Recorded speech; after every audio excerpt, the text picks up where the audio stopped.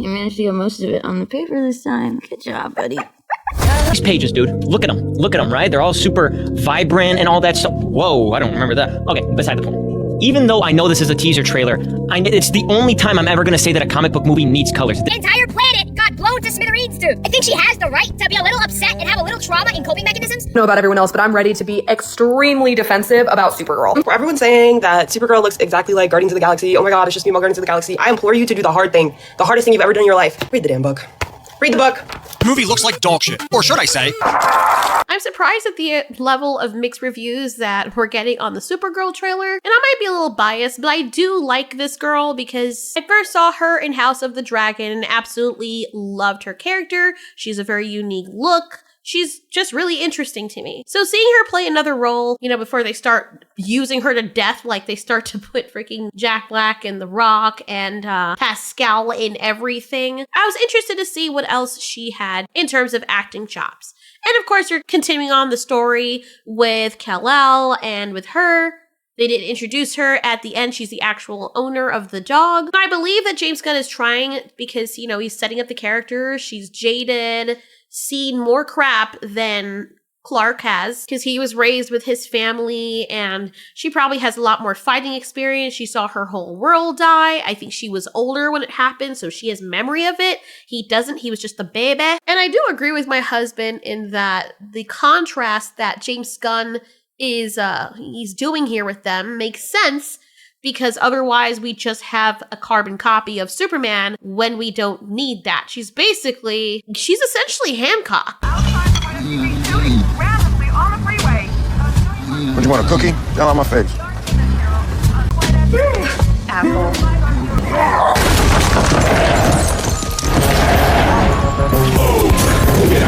Say what you want about this movie, but when we all liked Will Smith, it was pretty fun. This movie, based on the date it was released, was basically Deadpool on screen before Deadpool was on screen. And I don't know, I'm getting those vibes from her. Like, Superman-esque character that is very depressed and probably a piece of shit person, but for very good reason. I'm interested in her story to see what happened to her. What made her so cynical and jaded, aside from seeing everything horrible fall down and burn around her? This is a very interesting scene, but why is she drawing in a breath to scream? Can they breathe in space? I thought they held their breath in space. But clearly something else is going on, because what I also did not understand is how somehow Superman in the movie had tendrils of nanobots forcing their way up inside of his orifices, causing him to be unable to breathe. And if he can hold his breath in space and stuff, the pressure and all of that, probably go to the lowest depths, why would that affect him? I didn't really understand that. And he had to basically go into space to get rid of them. But now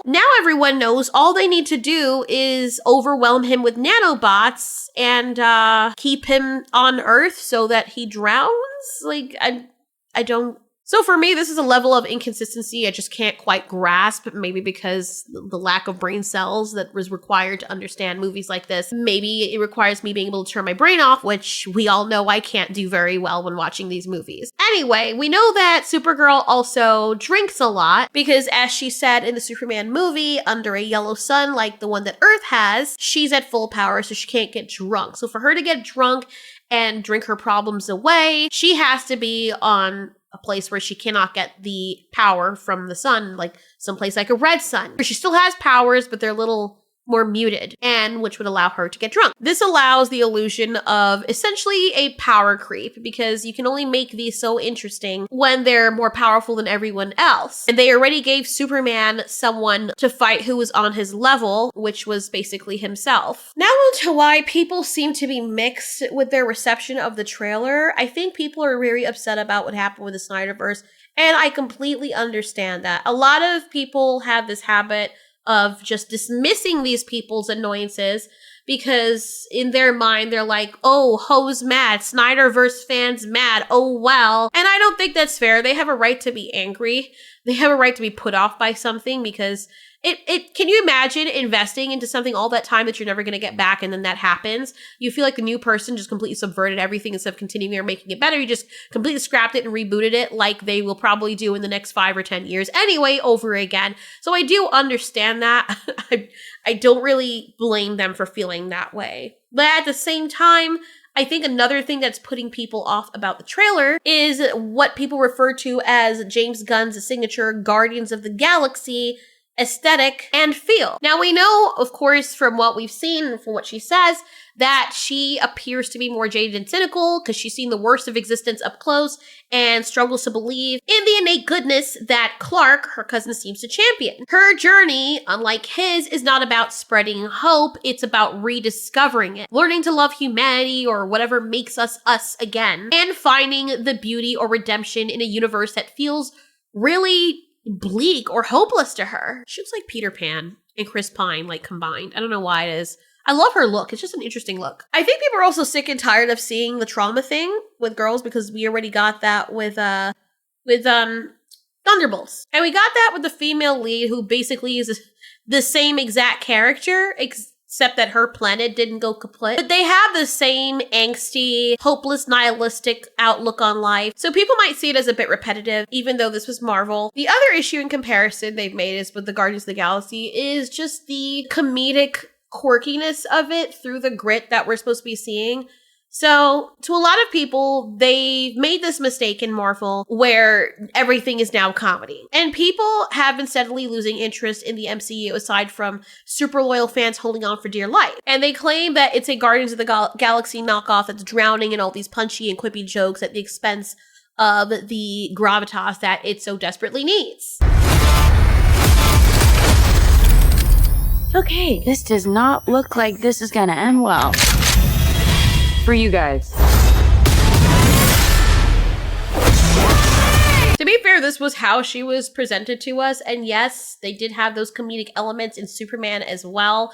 And I do understand people having an issue with it because it does get old pretty fast, especially when something's supposed to be serious and then they're always undercutting it with jokes and just not having the balls to stick to something that requires people to be serious. As if we can't relate to a character unless they're making a bunch of quirky jokes and being silly. And the core complaint that I've seen so far, I personally haven't read the comics. I'd have to ask my father because he read them. But from other fans that I've heard, their core complaint seems to feel like there's a whiplash in the tone. They claim that the source material from the comic is more of like a space opera, raw, gritty kind of thing where Supergirl, I believe her name is Kara, is a battle-hardened survivor that is basically traumatized, has some serious PTSD from the destruction of her world, Krypton, and she's chasing vengeance across all these alien worlds, completely jaded, kind of like Rick Sanchez and Rick and Morty, where he's seen so much that nothing really matters anymore, and that's why he's drunk all the time. He's lonely, he's sad, and he's just over it. And speaking of over it, the people fans of the superhero genre in general are like, dude, are we going to let a single scene breathe without a freaking punchline? To be fair, the movies that my husband showed me from, I forgot where, I keep forgetting what year they were. The first ones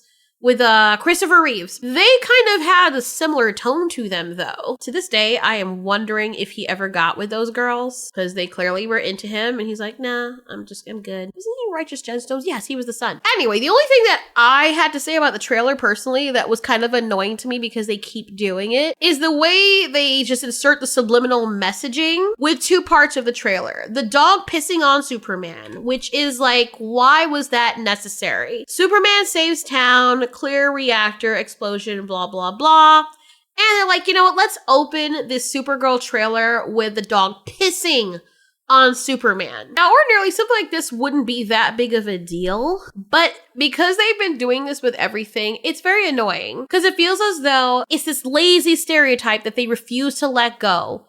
And they're pretending that it's empowerment while it punches down on an icon like Superman for the purpose of propping up Supergirl. People might disagree, but my take on it as a woman is that Hollywood has been fumbling the bag when it comes to writing female characters. People to save theirs. Yes.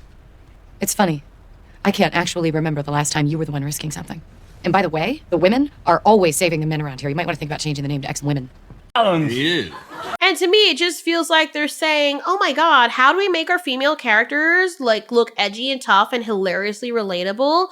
I got an idea. Let's have her dog or some random animal sidekick, whatever it was, something literally piss all over the iconic male hero who's been carrying the franchise on his cape for many decades. It's like they sat in the room and they're like, oh my God, she needs to be cool and badass and flawed. She's got trauma, blah, blah, blah. Because like, you know, the man doesn't, he got it easy. She had it hard. I know that's how the comics are, but just hear me out for a second. But the quickest way they found to do that, the quickest way to show that she was cooler than Superman is to let Krypto turn his newspaper hero photo into a pee pad. And she's like, good job, buddy. Like, it just, subliminal messaging just came off very cringy to me, because apparently in Hollywood, empowering a woman means she can't just stand tall on her own merits.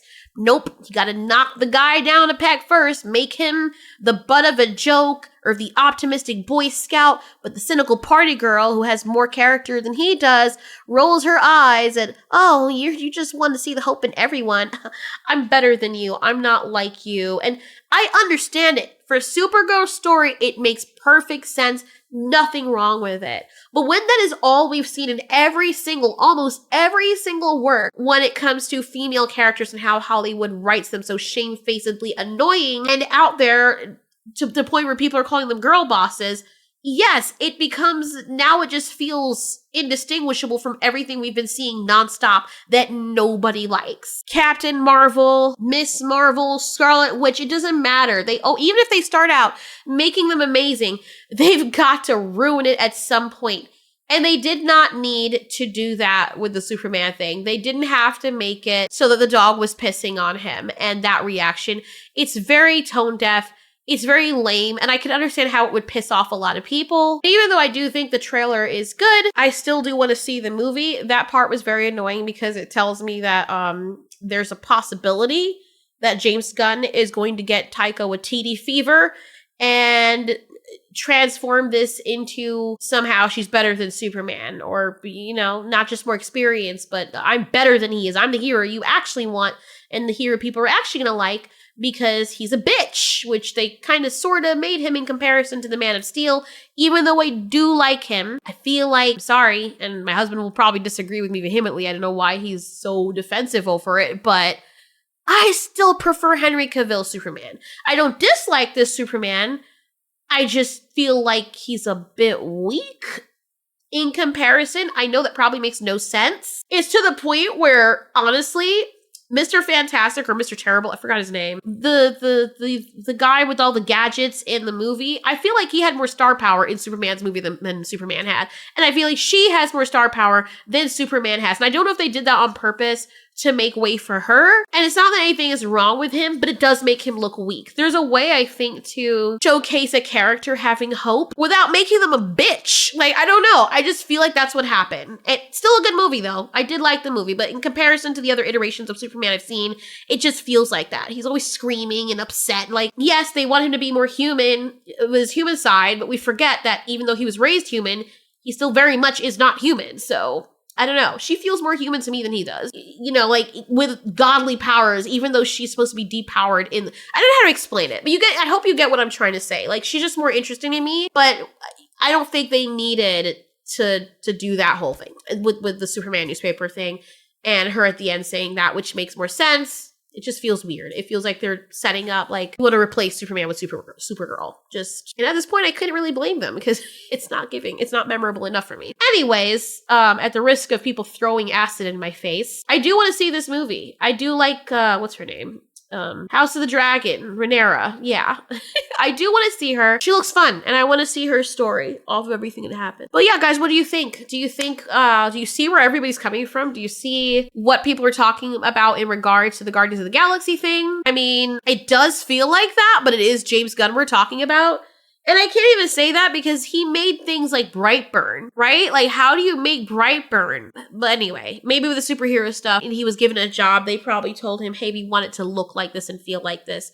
Make it like Guardians of the Galaxy. Guardians of the Galaxy is successful. Do this like that. That's why we hired you. For all we know, that's why he's doing it. I just hope it doesn't start drowning under the weight of its own ludicrous layers of comedy, because that will get old pretty fast. People are leaving the MCU in droves because of it, so hopefully they don't go down that road and they put out a better trailer, because I feel like there could have been a better trailer than this for the reception. That's just my opinion. I moved on, I got a chick, she's better looking than you.